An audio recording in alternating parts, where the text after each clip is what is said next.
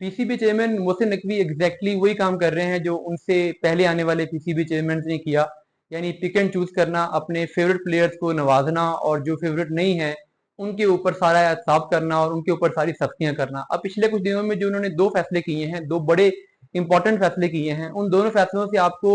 यही बात झलकती नजर आएगी। ये दो फैसले क्या हैं, इनकी डिटेल्स भी मैं आपसे शेयर करता हूँ और किस तरीके से ये फेवरेटिज्म और नेपोटिज्म और सिलेक्टिव ऑपरेशन की एग्जांपल हैं, उसकी भी कुछ डिटेल्स मैं आपसे शेयर करता हूं। देखिए, पीसीबी चेयरमैन मोहसिन नकवी जो हैं उन्होंने जब ये स्टेटमेंट दी थी कि वो एक बड़ा ऑपरेशन लॉन्च करने जा रहे हैं, उसके बाद उन्होंने अब तक सिर्फ दो ऐसे डिसीजन किए हैं जिसको कह सकते हैं कि ये स्ट्रेटेजिक डिसीजन है या जिससे कुछ हद तक पॉलिसी वाजे होती है कि पीसीबी चेयरमैन मोहसिन नकवी करने क्या जा रहे हैं। और ये दोनों डिसीजन ने ही क्रिकेट शायकीन को या क्रिकेट एनालिस्ट को या कम अज कम मुझे तो कंफ्यूज कर दिया है, बजाय इसके कि उनकी पॉलिसी से मुझे क्लैरिटी आती कि वो क्या करना चाहते हैं। उनकी पॉलिसी ने बहुत सारे नए क्वेश्चन रेज कर दिए हैं। अब जैसे हम अगर देख लें तो उन्होंने कुछ दिन पहले एक डिसीजन किया था जिसमें उन्होंने दो पाकिस्तानी क्रिकेटर्स की एनओसी कैंसिल कर दी थी। कैरिबियन प्रीमियर लीग खेलने के लिए साइम अयूब और आजम खान ने जाना था और उन दोनों ने जब पहले एनओसी के लिए अप्लाई किया तो मोहसिन नकवी ने एनओसी दे दी उनको। लेकिन लेटर ऑन फिर कुछ रीथिंक किया गया और उनकी पॉलिसी, उनकी जो एनओसी थी उसको कैंसिल कर दिया गया। अब ये दोनों प्लेयर्स कैरिबियन प्रीमियर लीग नहीं खेल सकेंगे और रीजन क्या दी गई कि हम चाहते हैं कि पाकिस्तानी प्लेयर पाकिस्तान की जो अपनी डोमेस्टिक क्रिकेट है उसमें आए, यहाँ कंट्रीब्यूट करें, परफॉर्म करें, लर्न करें, अपने जूनियर्स को सिखाएं, टैलेंट पूल डेवलप हो और अपने रिसोर्सेज जो हैं वो बेहतर तरीके से डेवलप हो सकें। ठीक है, वेल एंड गुड, बट उसके साथ ही एक दूसरा डिसीजन किया गया और ये जो दूसरा डिसीजन किया गया वो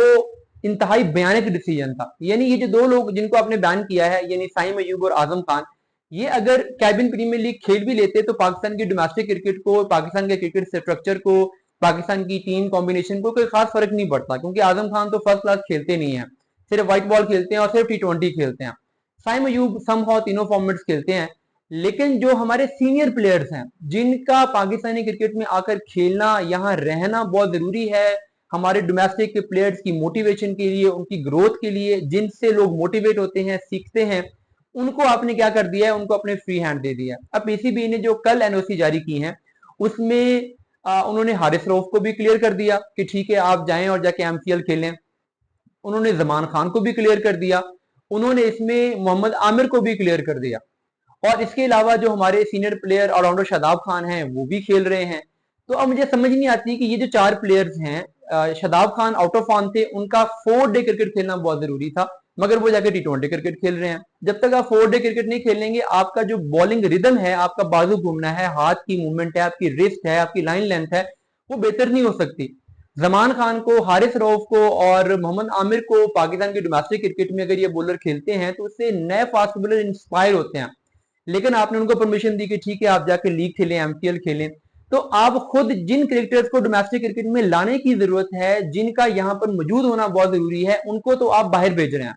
और जिनका यहाँ मौजूद होना जरूरी नहीं है, जो यहाँ पे ना भी हो तो गुजारा हो सकता है, उनके ऊपर आप बैन कर रहे हैं। और फिर दूसरी बात ये एक फाइनेंशियल टर्म में भी आ जाती है कि मोहम्मद आमिर हो, शादाब हो, हारिस हो, जमान हो, इन्होंने ठीक ठाक अर्न कर लिया हुआ है, जमान खान के अलावा जो बाकी तीनों हैं। तो उनको तो फाइनेंशियल मसला होना ही नहीं चाहिए, उनको तो पाकिस्तान के लिए टाइम डेडिकेट करना चाहिए। चलें ठीक है, आजम या साइम अयूब हैं, अभी यंग हैं, उन्होंने उतना अर्न भी नहीं किया, तो चलो उनके फाइनेंशियल पर्सपेक्टिव में आप कह सकते हैं कि ठीक है कुछ लीग खेलेंगे, पैसे कमा लेंगे।